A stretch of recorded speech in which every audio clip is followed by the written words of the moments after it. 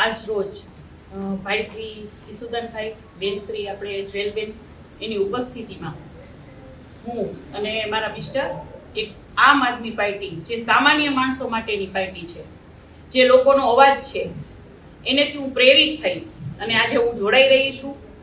અને એક મારું આપ સૌને એક કહી દઉં કે આંદોલન દરમિયાન જ એક મારો ચહેરો પ્રખ્યાત નહોતો. આંદોલન પહેલા પણ છેલ્લા 15 વર્ષથી બહેનો દીકરીઓ માટેની એક હું અવાજ રૂપે અડધી રાતનો હોકારો હતી અને હજી પણ છું અને આગળ જતા પણ બહેનો દીકરીઓ માટે હંમેશા હું ઊભી રહીશ.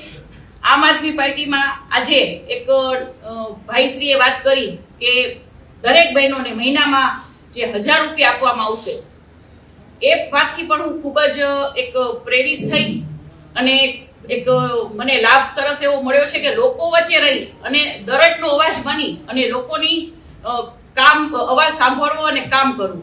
આજે આપ જોઈ રહ્યા હશો કે બીજી બધી પાર્ટીઓ હોય છે એ ખાલી વાતો કરે છે, પણ આમ આદમી પાર્ટી જોઉં છું ઘણા ટાઈમથી કે વાતો નથી કરતા, તરત રિઝલ્ટ લઈ આવે છે. ઘણા બધા એવી બધી એક વાતો છે કે કરી એટલી ઓછી છે.